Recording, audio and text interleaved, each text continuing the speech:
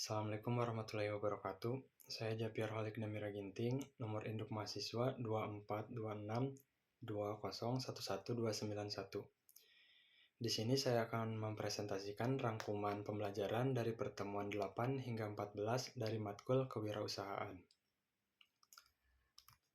Untuk yang pertama, kita akan masuk kepada branding dan identitas visual. Fungsi dan elemen utama desain yaitu untuk membangun kepercayaan dan identitas. Desain grafis berfungsi sebagai alat komunikasi visual untuk menarik perhatian konsumen, membangun identitas merek yang kuat, serta meningkatkan kepercayaan pelanggan melalui penyampaian informasi produk yang profesional dan terstruktur secara visual. Tipografi dan keterbacaan optimal. Penggunaan elemen tipografi harus dibatasi, maksimal 2 hingga 3 jenis font saja, untuk menjaga kebersihan visual. Hal ini sangat penting guna memastikan pesan merek agar dapat dibaca dengan mudah dan cepat oleh calon pelanggan. Komposisi tata letak yang seimbang. Tata letak desain yang efektif wajib memberikan ruang kosong atau white space yang cukup agar informasi tidak terlihat menumpuk. Keseimbangan ini membentuk audiens fokus pada poin utama dan menciptakan kesan desain yang elegan serta profesional. Untuk visual berkualitas sebagai daya tarik, penggunaan gambar dengan resolusi tinggi merupakan elemen kunci yang tidak boleh diabaikan. Visual yang tajam dan berkualitas mencerminkan profesionalisme bisnis serta mampu mengunggah emosi konsumen untuk berinteraksi lebih jauh dengan produk UMKM. Selanjutnya ada psikologi warna dalam pemasaran. Implementasi warna primer untuk aksi. Gunakan warna merah untuk menarik perhatian secara instan dan memicu energi konsumen. Sementara warna orange dapat diaplikasikan untuk membangun kesan kreativitas, antusiasme, serta kegembiraan dalam identitas visual produk UMKM. Untuk membangun kepercayaan dan stabilitas melalui biru, kita pakai warna biru untuk menciptakan persepsi kedamaian dan profesionalisme yang stabil.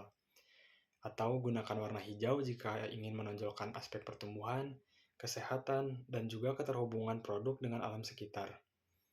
Estetika mewah dan feminim yang tersegmentasi. Aplikasikan warna hitam atau ungu untuk mengkomunikasikan kesan keanggunan, kekuatan, dan juga kemewahan pada produk premium. Sementara warna pink sangat efektif digunakan untuk menarik target audiens wanita melalui kesan ceria.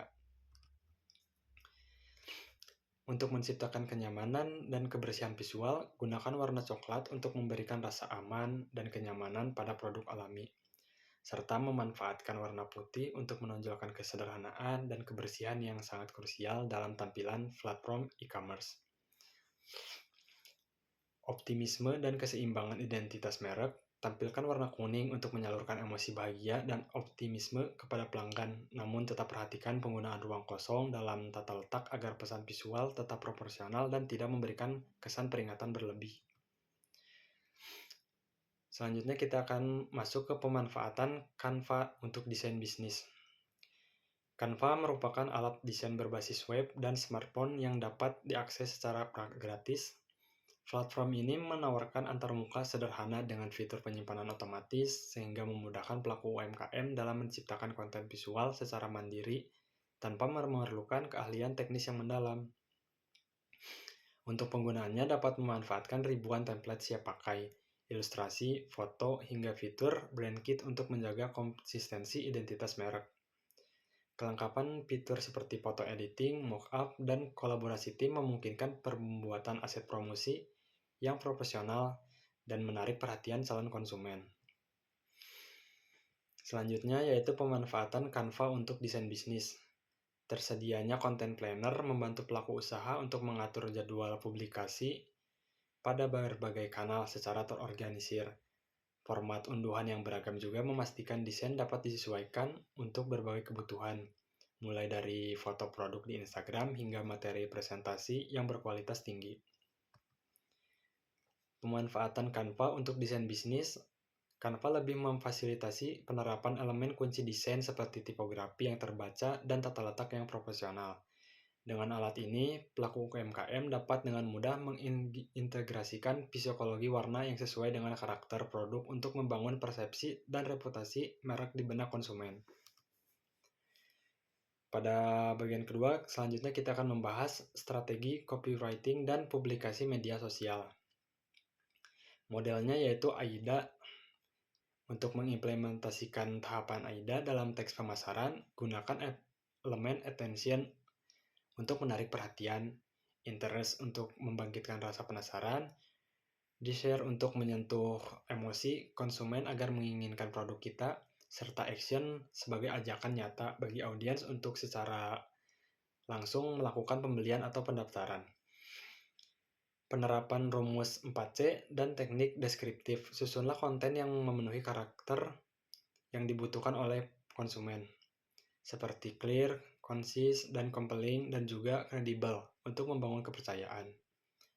Gunakan kalimat deskriptif yang mampu menciptakan gambaran nyata produk di benak konsumen, serta lengkapi dengan judul yang menarik perhatian secara instan. Untuk model AIDA dan juga tips penulisannya, fokuskan publikasi pada maksimal 2 hingga 3 platform utama, seperti Instagram untuk keunggulan visual dan Facebook page untuk jangkauan iklan tanpa batas. Pastikan setiap konten disesuaikan dengan fitur spesifik platform, mulai dari penggunaan hashtag yang relevan hingga optimalisasi bio profil.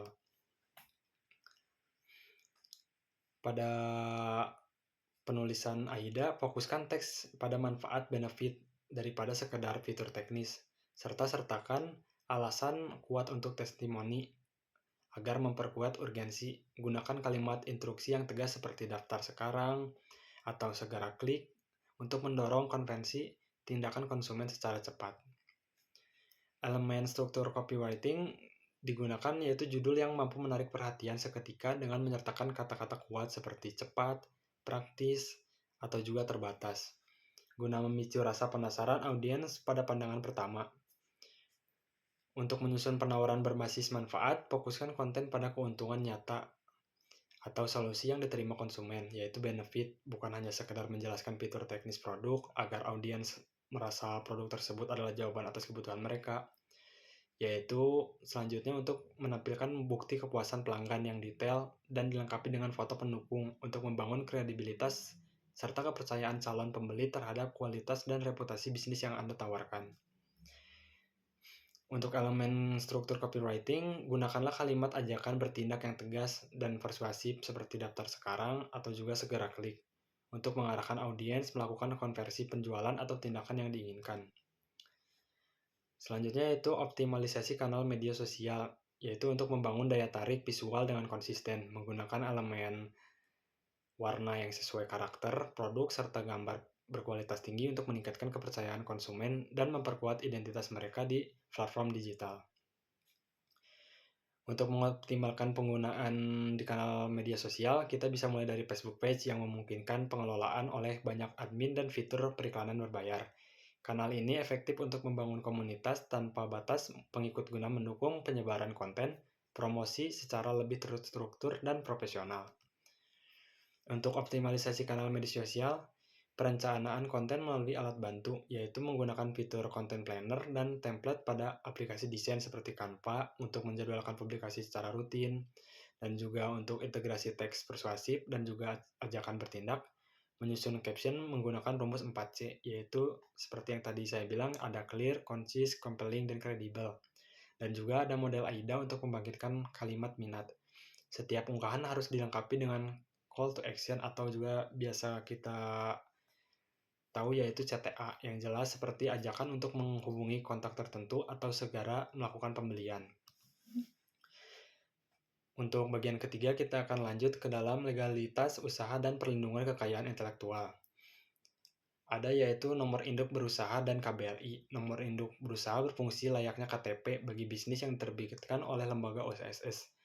Dokumen ini menjadi syarat mutlak untuk mengakses bantuan modal pemerintah, KUR, serta mempermudah penjualan sertifikasi halal dan SNI, dan juga hingga izin edar oleh BPOM.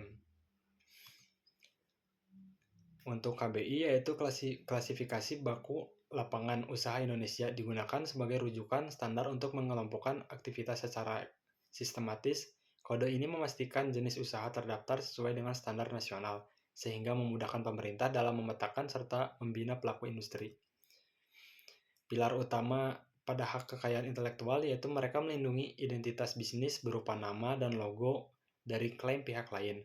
Prinsip ini memberikan hak eksklusif kepada pihak yang mendaftar pertama kali ke DJKI guna menghindari sengketa hukum di masa depan. Untuk hak cipta atas karya kreatif dan seni, perlindungan ini mencakup karya sastra, desain, hingga kode program yang secara otomatis melekat sejarah karya tersebut dideklarasikan. Pilar utama hak kekayaan intelektual, perlindungan ini ditujukan bagi aset yang memiliki nilai ekonomi tinggi namun tidak diketahui oleh umum, seperti resep produk ataupun algoritma bisnis. Melindungi aset intelektual secara legal sangat penting untuk mencegah kerugian finansial akibat kewajiban rebranding total.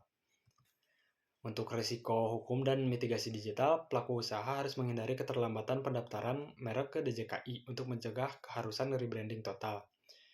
Dan untuk strategi mitigasi pelanggaran UU ITE melalui iklan objektif untuk menghindari delik pencemaran nama baik sesuai pasal 27 dan 28 UU ITE, UMKM wajib melakukan periklanan komparatif secara objektif.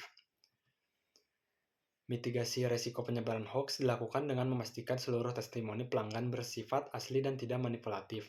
Selain merek dengan prinsip first to file, pelaku usaha harus memahami perlindungan otomatis pada hak cipta dan kerahasiaan informasi pada rahasia dagang. Pada bagian keempat, kita akan masuk ke teknik pitching dan presentasi bisnis. Pada metode elevator pitch dan pitch deck, yaitu yang pertama untuk mengaplikasikan rumus pitch canvas secara disiplin. Awali dengan kata the hook untuk mengejutkan pada 30 kali pertama. Definisikan masalah pain serta solusi produk, lalu tutup dengan bukti transaksi nyata serta ajakan aksi. Yang kedua yaitu mengadopsi aturan 10-20-30 dari Gai Kawasaki untuk materi presentasi yang optimal. Yang ketiga yaitu menyusun struktur pitch deck yang komprehensif, mulai dari identifikasi masalah, underlying magic product, model bisnis hingga proyeksi finansial. Data storytelling dan visualisasi yaitu menggabungkan narasi emosional dengan data terukur seperti presentasi pertumbuhan, efisiensi biaya, dan penghematan waktu guna untuk menciptakan argumen yang persuasif. Menyajikan grafik sebagai pendukung visual untuk memperkuat poin utama, bukan hanya sekedar memindahkan lembar kerja yang rumit. Pada data storytelling dan visualisasi, yaitu menerapkan aturan slide untuk satu ide dengan tipografi yang proporsional, serta menghindari kepadatan teks agar audiens tetap fokus pada penjelasan lisan dan poin strategis yang disampaikan. Teknik delivery dan komunikasi vokal yaitu keberhasilan pitching dapat ditentukan oleh aspek visual sebesar 55% dan vokal 38%, sementara kata-kata hanya 7%. Pelaku UMKM harus memperhatikan postur, ekspresi wajah, dan juga gestur tangan yang sinkron. Untuk teknik delivery dan komunikasi vokal, hindari penggunaan filler word seperti atau anu yang mengurangi profesionalisme. Atur volume suara agar terdengar jelas. Jaga kecepatan bicara agar tetap ritmis, dan pastikan artikulasi setiap kata tajam agar pesan yang tersampaikan dengan sempurna. Yang kelima, kita akan masuk ke manajemen acara dan teknik penjualan operasional. Untuk yang pertama yaitu ada BMC atau Business Model Canvas dan juga Visual Merchandising, yaitu mengintegrasikan BMC sebagai instrumen komunikasi strategis yang memanfaatkan 9 blok logika bisnis dalam Business Model Canvas untuk menjelaskan solusi, keunggulan produk, serta proyeksi keuntungan secara sistematis.